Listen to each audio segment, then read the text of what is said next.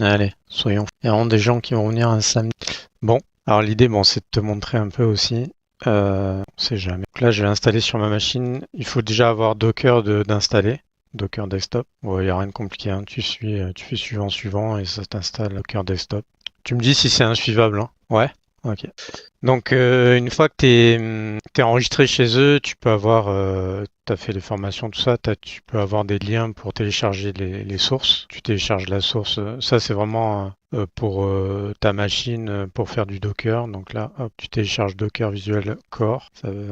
En gros, c'est l'image et le Docker Compose. Voilà. On a besoin du Docker Compose, du env et de l'image. Hop. Donc là, on va vérifier que Docker est running, ça c'est bon. Docker Compose, montrer la gueule du Docker Compose. Donc tu as les variables. Ça c'est toutes les variables d'environnement qui permettent de configurer tous les processus de VTOM. Et elles se retrouvent évidemment dans env. Donc le par défaut c'est 30 001, etc. On laisse tout par défaut, on s'embête pas, vu que c'est à des fins de dev, quoi. Et dedans, donc, tu as trois services principaux. Tu as l'agent, tu as le serveur et tu as la base de données en Postgre et l'API serveur. Tu en as quatre. Premier truc que je vais faire, c'est virer la customer data et je vais mettre un répertoire sur ma machine. Là, il a remplacé tous les volumes par un répertoire courant, donc VTOM qui se retrouvera ici sur ma machine et je vire le volume. T'as déjà vu un peu Docker ou non? Ah ouais, merde. Ah, ça doit te paraître un peu nébuleux alors.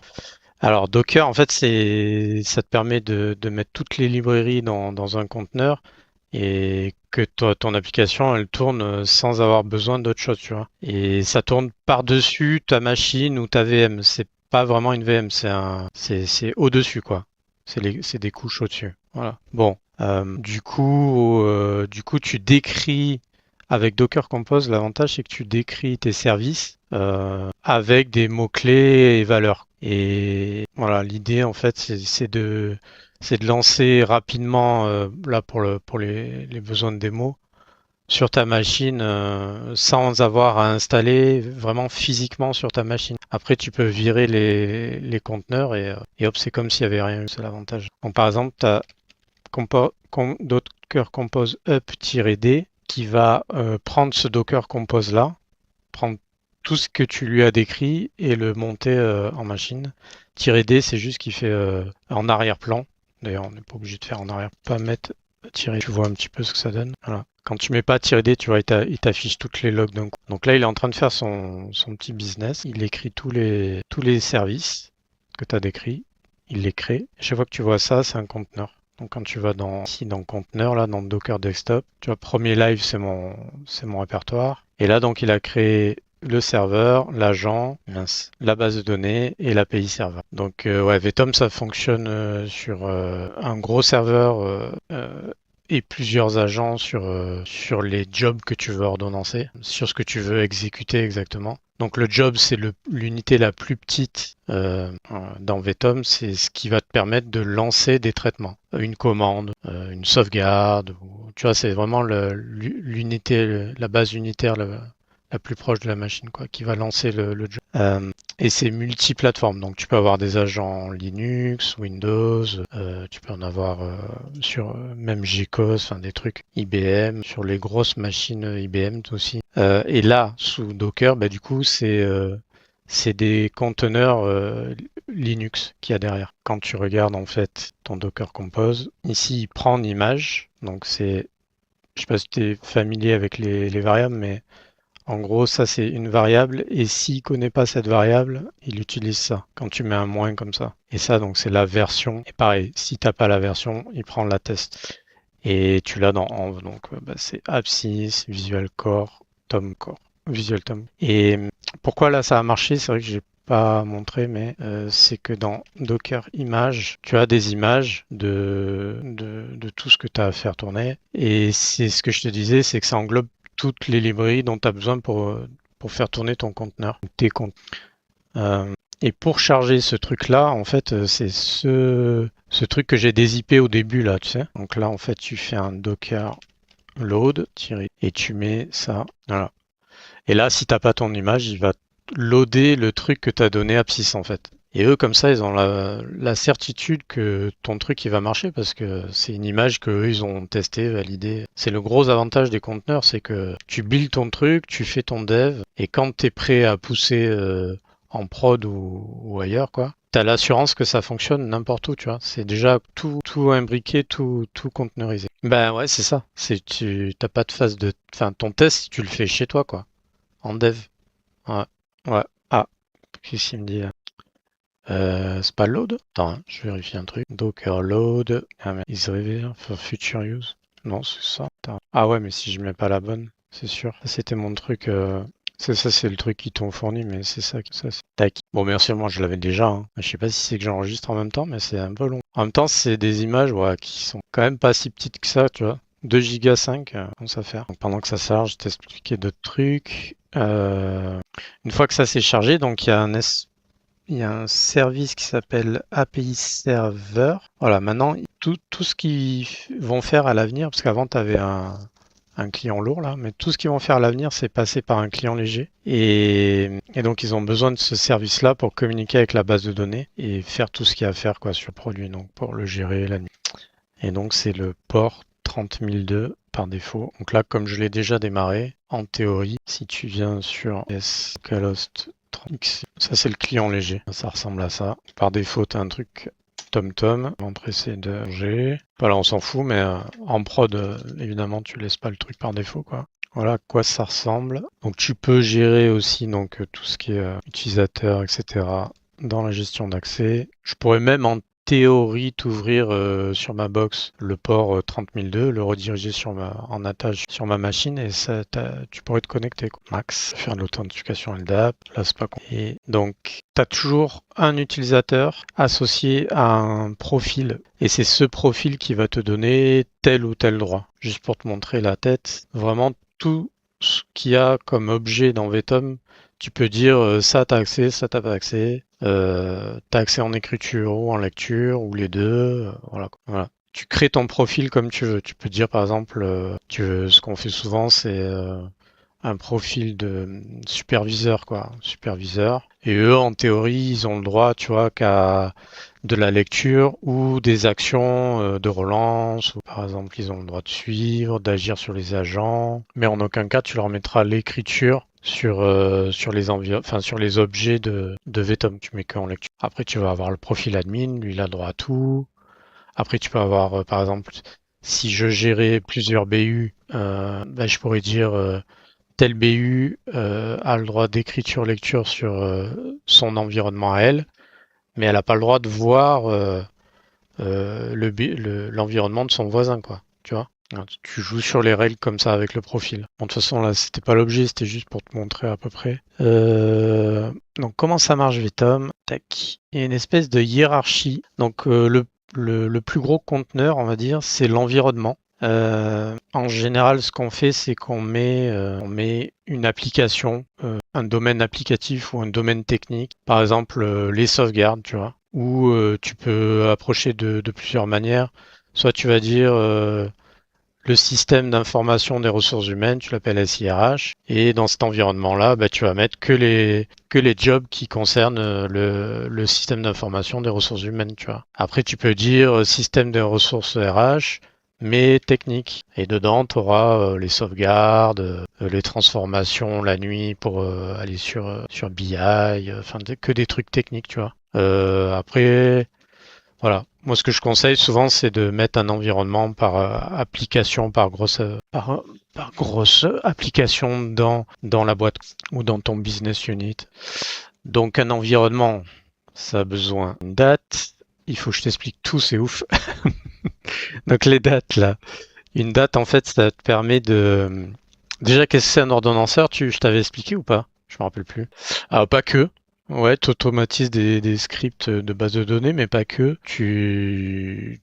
En fait, c'est vraiment comme un task scheduler Windows, ça, tu dois voir ce que c'est. Et sauf que tu peux y rajouter tout un tas de contraintes à la fois de planning, à la fois de planning, ça peut être une date donnée, tu tournes que les premiers lundis du mois par exemple, ou tous les jours ouvrés mais pas les jours chômés, tu vois, enfin c'est un planning assez, tu peux faire des trucs complexes. Ouais, des contraintes de ressources. Donc par exemple, j'attends qu'un fichier flag arrive pour déclencher, j'attends que telle base de données soit prête et me renvoie tel select OK pour me déclencher, tu vois, c'est des ressources quoi.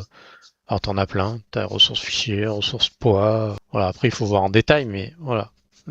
Les grands principes c'est ça. Et des contraintes de lien.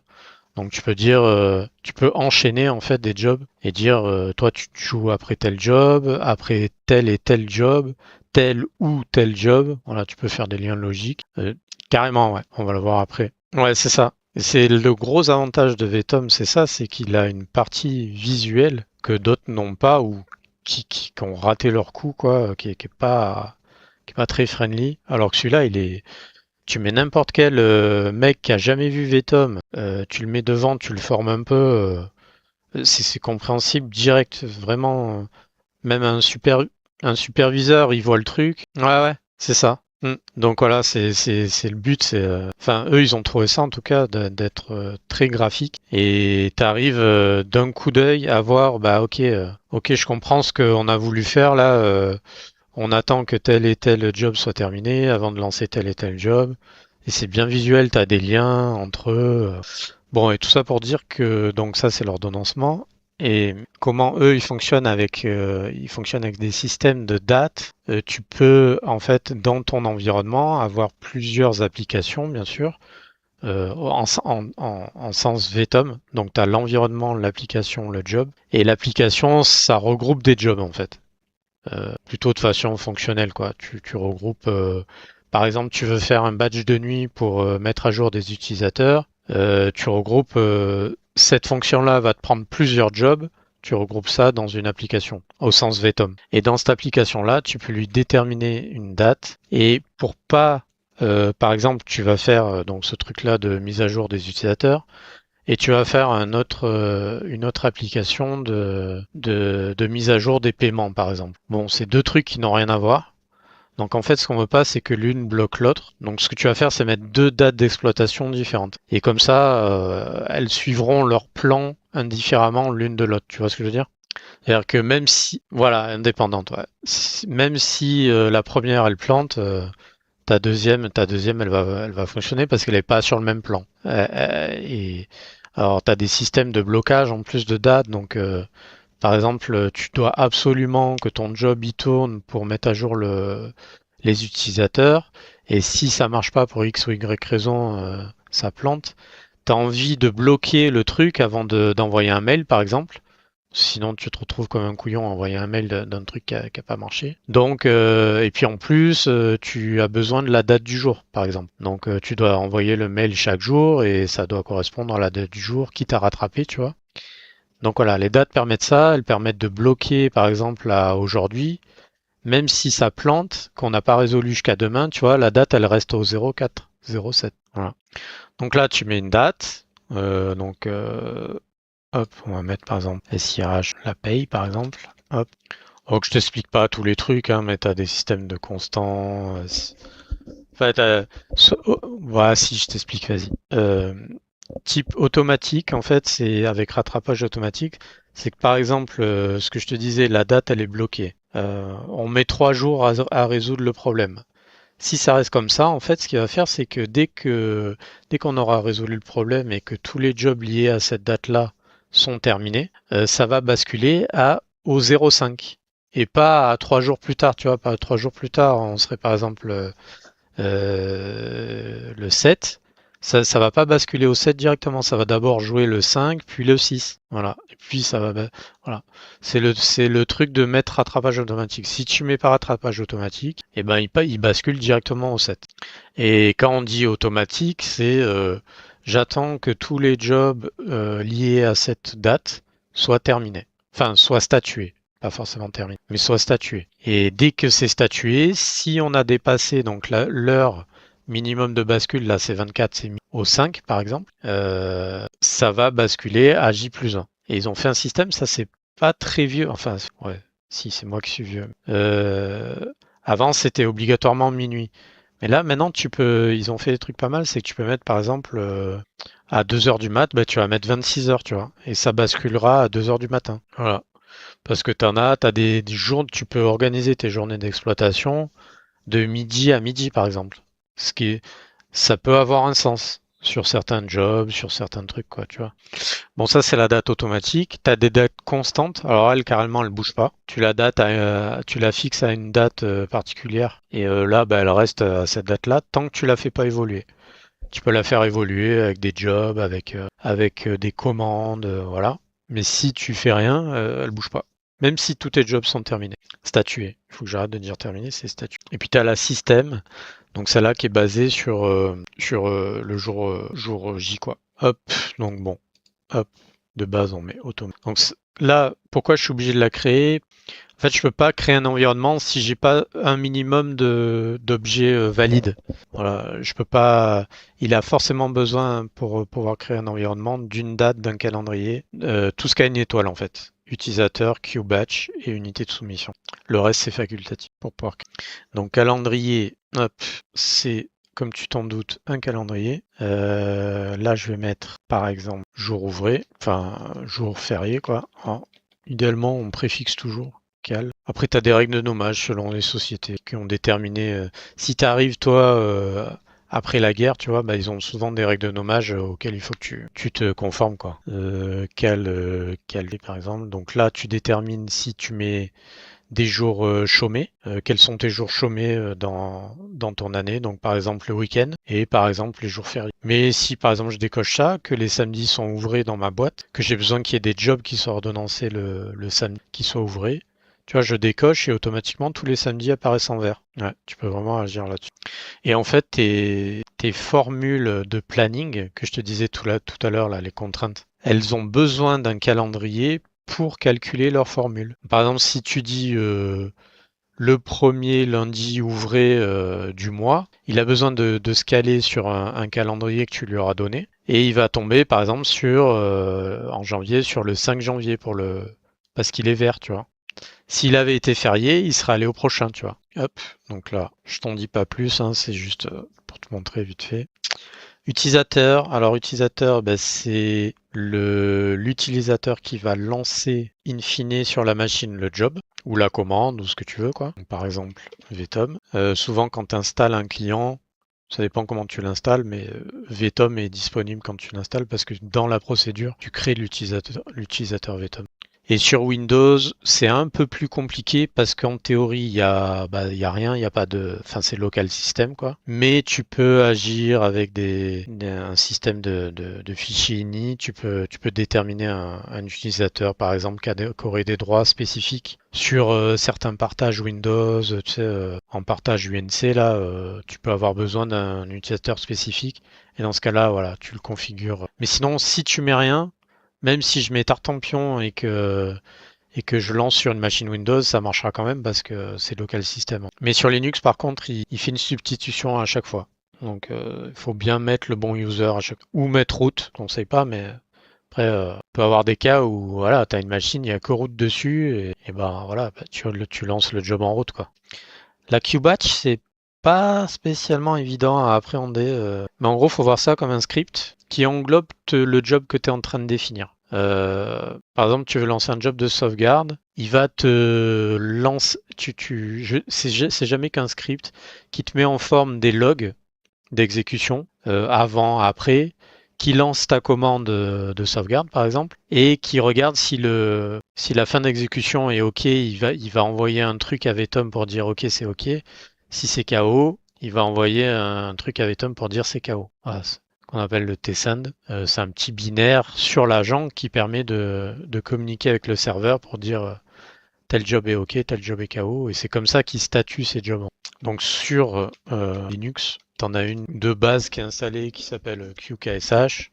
Tu en as d'autres, hein, QBash. En général, c'est l'interpréteur qu'on met. On met Q underscore et on met l'interpréteur. Donc ça, c'est des queues fournies quand tu installes l'agent de base. Et nous, comme on a installé avec Docker Compose, là, il y a déjà cette queue là sur l'agent. Pour t'en assurer, en fait, tu vas sur l'agent, donc Docker Compose, exec, agent, bash. Donc là, je me suis connecté sur le conteneur qu'on a déterminé sur le service agent ici. Tu dis, hein, si tu as des questions. Donc là, par exemple, si je fais bstat, c'est une commande de l'agent qui permet de voir les queues qui tournent justement. Tu vois, il y a tout ça. Tu as une question sur la queue où j'ai été à peu près clair? Voilà, c'est un script. Alors, je voulais te montrer le script quand même. C'est un script qui englobe la commande que tu vas lancer, quoi. Ce qui sera déterminé dans le champ script, je te montrerai tout à l'heure. Donc ABM, c'est le client, le répertoire du client sur ta machine quand tu as installé un client VTOM. Pourquoi ABM? J'en sais rien. Absys Batch Manager, voilà. Absys Batch Manager. Et donc dedans, tu as les queues. Peut-être c'est dans sur Windows, c'est ABM. Là sur Linux, donc c'est dans admin. Et donc par exemple, je te disais KSH, c'est Tom Submit KSH. Tac, hein, KSH et c'est vraiment un script, tu vois. Donc dedans, tu détermines des variables. Ça, c'est des variables d'environnement un peu globales qui sont chargées à chaque fois avec ton serveur, des passes relatives, enfin, qui concernent VTOM et ton exécution de. Alors ça, c'est des scripts, enfin, c'est des queues fournis par Absys, ouais, pour de base pour faire fonctionner VTOM. Mais tu peux très bien créer ta propre queue, quoi. Tant que tu respectes un peu les trucs un peu obligatoires, genre l'exécution de ta commande et le retour TSN pour dire à VTOM c'est OK, c'est pas OK. Voilà, par exemple, tu vois, eval TomScript. Donc TomScript, c'est ce que je te montrerai tout à l'heure, c'est le champ script avec les arguments, donc les paramètres que tu auras fournis à VTOM. Et lui, derrière, il récupère le statut. Et ce que je te disais, donc le TSN, là, si jamais c'est OK, donc 0, il renvoie le tsend à VTOM en disant c'est OK. Et si c'est différent de 0, il renvoie en erreur, donc c'est SE pour dire erreur à VTOM. Et il va te passer ton job en rouge. Mais en vrai, tu peux faire ton script. Tu peux même modifier celle-là si jamais tu fais bien attention, parce qu'après, si tu réinstalles par-dessus, tu risques de réécraser. Mais si tu fais attention, tu peux avoir des procédures qui même modifier les scripts que eux te fournissent. Hein. C'est possible. Donc, voilà. C'est ça une queue, quoi. C'est un script qui englobe, qui va donner des variables d'environnement, pouvoir discuter avec VTOM sur le statut et le job. Ça prendra peut-être plus de sens après. Et l'unité de soumission, bah, c'est la machine. Alors, c'est pas vraiment la machine, c'est l'agent après. Mais pour faire simple, c'est la machine sur laquelle tu vas effectuer ton job ou ta commande. Alors, pourquoi je dis c'est pas si évident, c'est que dans une unité, tu peux faire des unités de soumission où il y a un agent, mais tu peux faire des unités de soumission où il y a plusieurs agents. Et par exemple, tu peux exécuter une commande sur plusieurs agents, ou tu peux exécuter une commande, ton job, tu peux le déterminer sur une unité de soumission qui a plusieurs agents et tel que tu l'auras configuré, il va prendre le premier et l'exécuter sur le premier qu'il trouve aléatoirement, tu vois. Ou alors tu auras dit, ok, essaye celui-là d'abord, il va essayer celui-là d'abord. S'il ne trouve pas, il va essayer sur celui que tu auras configuré par ailleurs. Voilà, tu peux faire quelques configurations un peu particulières là sur les unités de soumission, mais je t'embrouille pas avec ça. Retiens que c'est la machine sur laquelle tu vas exécuter, quoi.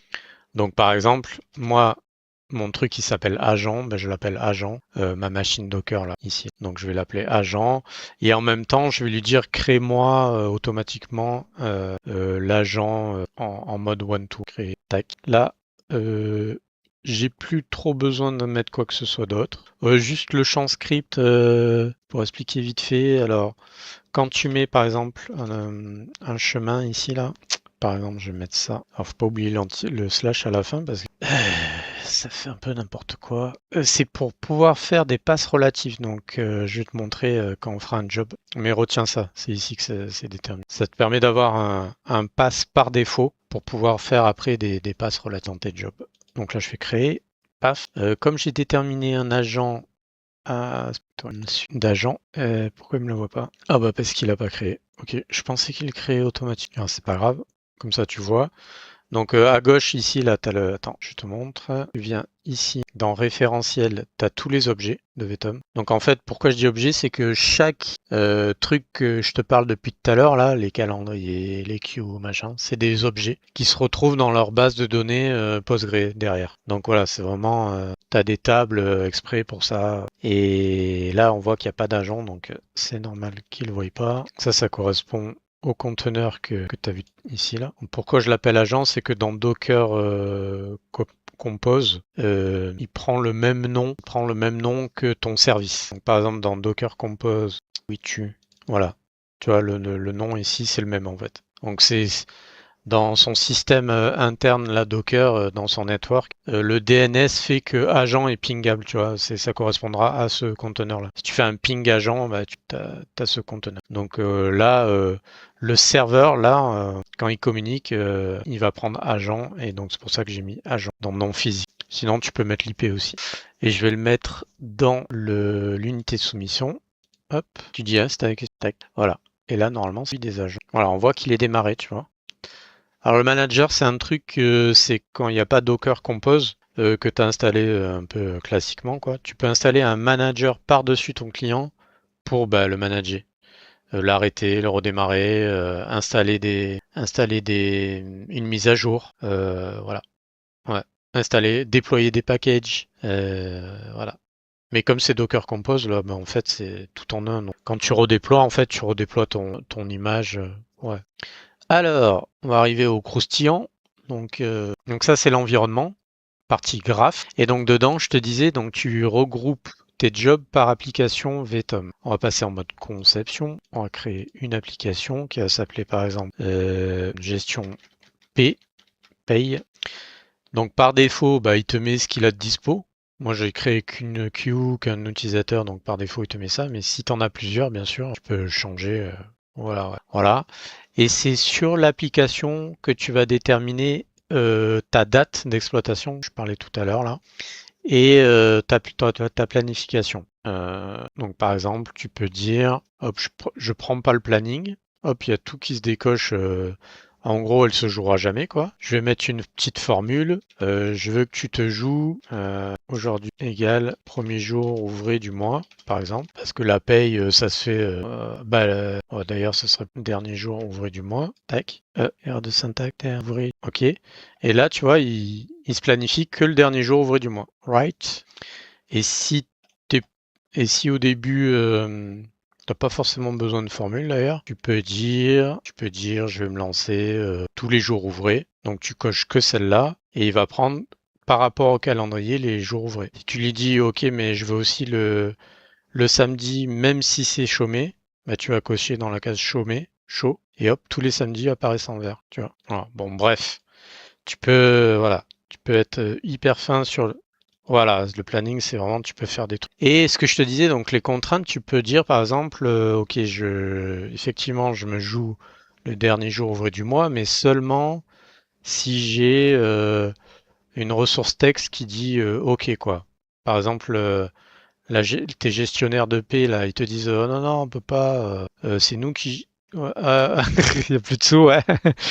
Non, ils te disent, je sais pas moi, on a pris du retard, la garde au chaud. Eh ben, eux, ils ont la gestion par un mécanisme de gestion de cette valeur. Et ils mettront le go que quand eux, ils veulent, tu vois. Par exemple, c'est go SIRH. Alors, ressources texte, c'est des règles de nommage, par exemple. Ressources texte de la SIRHP, go, par exemple. Et la valeur, ça va être KO, par exemple. Là, je crée ma ressource, là. Tac. Et moi, dans ma contrainte, je lui dis, tu ne te lances que si la condition est égale à OK, tu vois. Et si c'est pas OK, j'attends indéfiniment. Voilà. Hop, je crée. Mon application de gestion de paie est créée. Et c'est que un conteneur de job, tu vois. En soi, ce truc-là fait rien, quoi. Il attend juste les contraintes, par exemple. Et donc, je rentre à l'intérieur, je double-clique. Et donc là, je suis dans l'application gestion de paie sous l'environnement SIRH. Et là, par exemple, je vais faire mon job mission calcul des factures, calcul fiche de paie. Tac. Donc là, je vais mettre son mode d'exécution. Donc, tu as plusieurs type d'exécution. Stop, il fait rien. Test, il passe dans la queue justement en mettant cette petite variable d'environnement là. Et tu vas pouvoir faire tel ou tel truc si tu es en mode test. Et simulation, carrément, il prend toutes les contraintes du job si on a, mais il se joue pas réellement, quoi. Donc en général, bon, si tu veux qu'il se joue, tu mets exécution. Si tu veux pas qu'il se joue, tu mets stop. Par exemple, tu as un job qui va être décommissionné, tu n'en as plus besoin, tu le mets à stop, tu vois, en attendant de le supprimer. Donc date, ça c'est le truc de l'application. Ça c'est ta machine. Ah, tu as un système d'héritage. Tu vois, quand il y a marqué défaut, ça descend. Donc ça remonte, je veux dire. Tu remontes d'un cran. Donc s'il y a défaut, c'est que ton application est gérée avec cette date-là. Si l'unité de soumission est par défaut, c'est que ton application il y a agent dessus, tu vois. Et ça remonte à chaque fois. Si ton application y a défaut, c'est que c'est déterminé sur ton environnement. C'est par héritage, tu vois. Voilà. Je t'explique pas tout, on s'en fiche, hein, c'est vrai. Donc là, par exemple, on va mettre. Ah ben là, typiquement, donc ce que je te disais, on a déterminé un répertoire de base dans l'environnement. Si je fais un pass relatif, donc par exemple, je reviens sur mon agent. Script OK, qu'est-ce que ça fait ça? Ouais. Echo les paramètres, echo OK, et il exit. C'est pour dire OK. Donc là, si je mets script OK ici, il va prendre le pass relatif, donc c'est-à-dire ce qu'on aura déterminé dans l'environnement, donc tout ça là. Et comme j'ai mis un slash, ici normalement ça devrait fonctionner. Si je veux un script ailleurs, il y a un système qui permet de mettre te passe du chemin de base, donc tu mets un dièse. Et par exemple, tu mets tmp script 1ksh. Et là, tu squeezes le chemin de base par défaut, un petit paramètre. Là, quand tu fais ajouter un paramètre, il te montre directement s'il le trouve, si c'est bien, si tu as bien tout renseigné, il te montre le script sur la machine qu'il trouve. Et tu pourras l'éditer éventuellement si tu as les droits. Donc là, par exemple, je vais mettre paramètre 1 du job param 1, param 2, et là, tu vois. Ah, faut que je te montre les contextes, ça y est. Je l'utilisais pas, mais c'est trop bien. Je l'utilise maintenant depuis que je suis chez MSH, c'est top. Franchement, je te montrerai tout à l'heure. Hop, donc le premier job est créé. On va juste le faire tourner pour voir si ça fonctionne bien. Mettre en exploitation. Une fois que tu as créé en fait tes jobs, c'est pas parce que tu les as créés qu'ils vont pouvoir tourner. Il faut avant que tu les mettes en exploit. Donc c'est ce bouton-là. Ça permet de pas faire de boulettes, quoi. Comme ça, tu peux vérifier que tous les liens sont bons, tes scripts sont bons. Voilà, donc là, hop, tu peux même faire une mise en exploitation programmée. Mais là, on va le faire tout de suite. Alors, tu vois, immédiatement, ou tu peux le planifier, tu vois. Ou à bascule de date. Par exemple, quand j'étais chez BPCIT, ça m'aurait bien plu, la bascule de date. J'avais pas vu ce truc-là. C'est-à-dire que tous tes jobs se finissent et ça bascule, enfin ça mettra en exploit que quand ta nouvelle journée d'exploitation commencera. Ça c'est OK. Donc là j'ai mis en exploitation et il faut alors chaque environnement sur ton serveur pour pouvoir tourner en fait il a un moteur. C'est-à-dire il ordonnance rien tant que ce moteur est pas allumé. Et c'est un espèce de processus sur la machine qui tourne et qui permet de gérer tout l'ordonnancement qu'il y a sur cet environnement-là.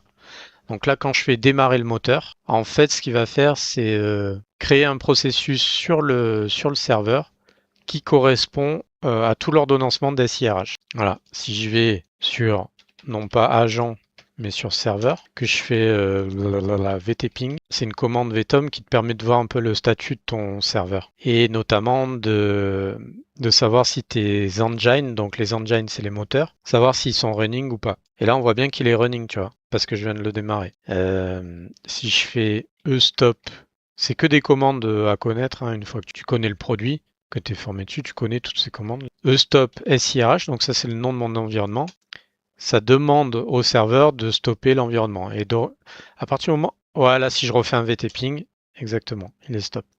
Et à partir du moment où il est stop, plus aucun ordonnancement sur cet environnement-là ne pourra se faire. Il n'y a plus rien qui s'ordonnance. Il s'arrête là où il en était. Alors ça veut pas dire, oui, non, il reprend là où tu en étais. Et par contre, les jobs en machine, c'est-à-dire ceux qui étaient en cours, on va dire, ceux-là, ils ont, c'est l'ordonnancement qui a été stoppé. C'est pas le job lancé en machine. Celui-là, il reste. Voilà. Et s'il est stoppé trop longtemps et par exemple ton job il se termine dans la minute là et que tu as stoppé ton environnement, si tu tardes à à redémarrer ton environnement, il se peut que ton job il plante alors qu'il est terminé OK en machine. Mais ça, c'est parce que tu vois, le tsend il reste pas ad vitam quoi, en machine. Tu sais, c'est ce fameux retour à Vetom que.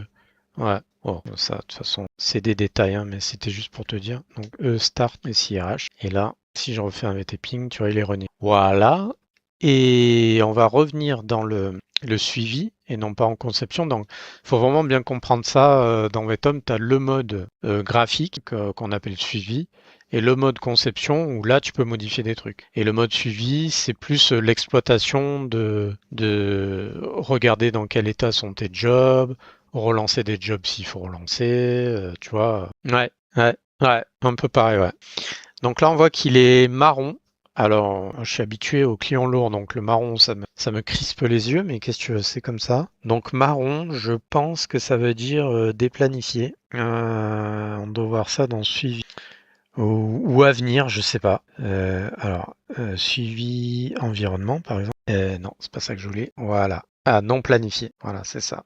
Donc alors c'est non planifié, c'est gris caca dans le client lourd. C'est pour ça que j'ai un peu du mal, c'est que je m'y suis mis il y a pas longtemps moi au client léger. Donc j'ai un peu du mal avec les nouvelles couleurs, mais je pense que c'est pas bête d'avoir fait ça parce que gris sur blanc, je suis pas sûr que ça aurait été très visible quoi.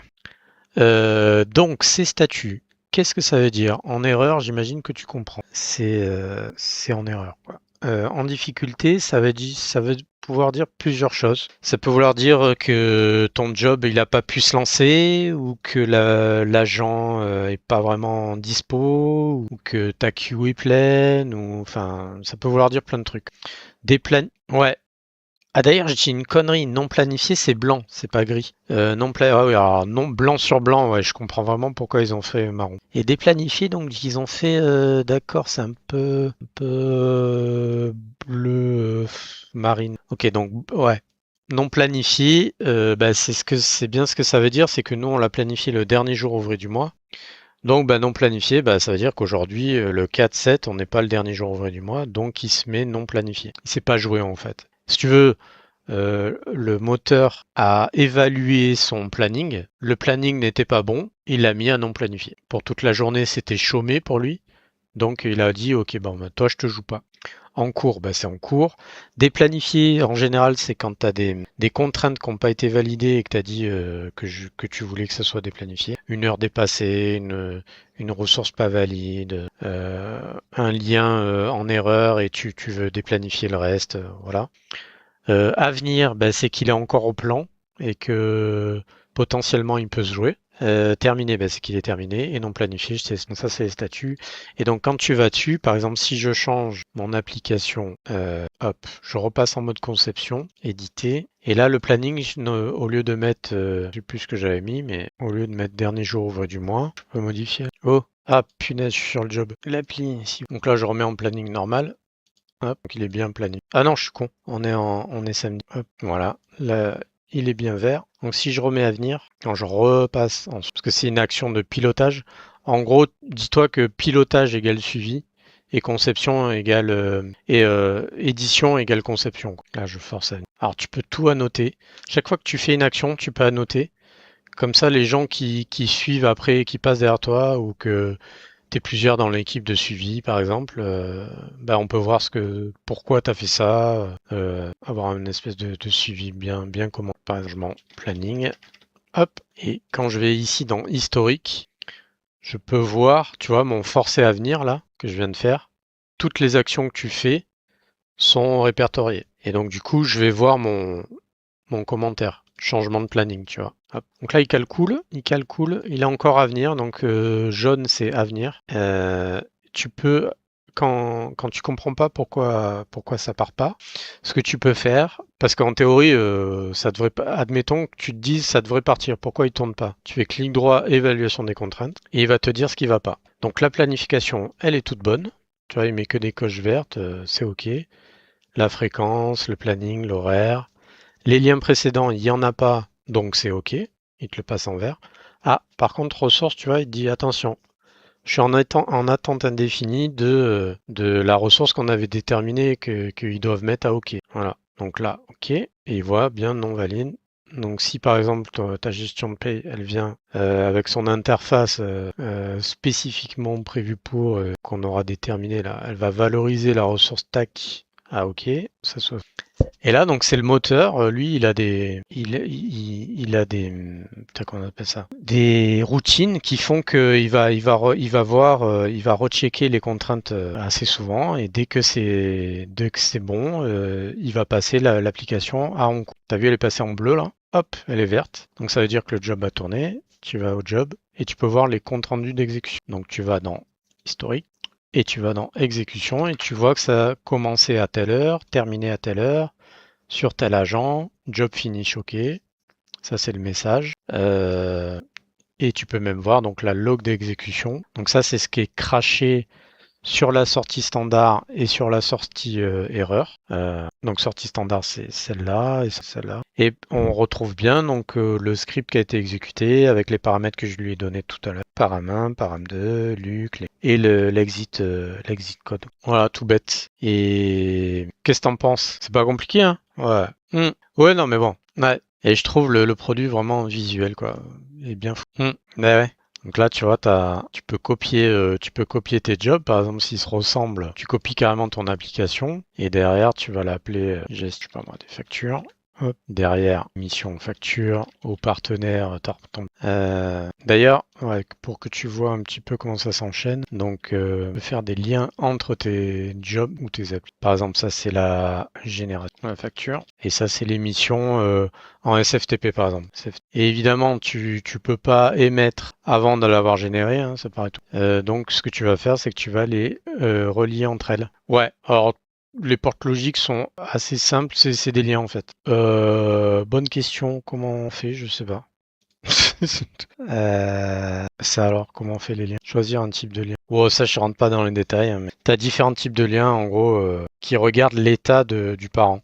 Alors, si je pars comme ça, non. Désolé, c'est la première fois que je fais via le client léger. Incroyable. Hop, tu peux changer le lien. Alors, est-ce que c'est dans quel sens? Parce que, ah ben, alors, à une époque, à mon époque en tout cas, c'était dans ce sens-là. Mais c'est possible qu'ils aient changé là. Parce que non, mais je- non mais on est d'accord, hein. C'est juste que au début de Vetom, ça c'était le parent et ça c'était l'enfant quand tu mettais la flèche dans ce sens-là. Mais je crois qu'ils l'ont changé ça. Et tu dois pouvoir le paramétrer d'ailleurs. Alors comment tu fais pour tu peux le changer de sens? Non. Alors par contre, je sais pas si c'est que j'enregistre en même temps ou quoi, mais je trouve que c'est assez long. C'est pas long comme ça hein, en prod. Enfin, ok. C'est comme ça que tu fais un lien. Avant, c'était ici, tu vois, tu sélectionnais le lien, puis tu... Ok. Donc voilà, donc par exemple, là, j'ai fait ça. Tac. Il faut toujours mettre en exploit si tu veux que ça se... On va voir si on est dans le bon sens. Ouh bah, vite exécuté, on l'a même pas vu passer en bleu. Je vais mettre un slip file. Ouais. Ouais, c'est possible, hein. Bah, c'est plus logique, hein. On va pas se mentir. Ouais, c'est bon, c'est bien dans ce sens-là. Mais je te dis, moi, mais même actuellement, hein, je fonctionne dans l'autre sens. Sur la prod que je travaille là, voilà, c'est historique, c'est comme ça, quoi. Ce qui est complètement débile, hein, mais bon. Ouais, je sais pas, je sais pas. Bon, donc c'est bien ça. Bah écoute, on est arrivé à la fin de la présentation là, hein. Qu'est-ce que j'avais prévu moi de te montrer? J'avais prévu ça, c'est tout, hein. Découverte du client léger, installation avec Docker Compose. Ouais, voilà. Bon bah écoute, je vais couper l'enregistrement.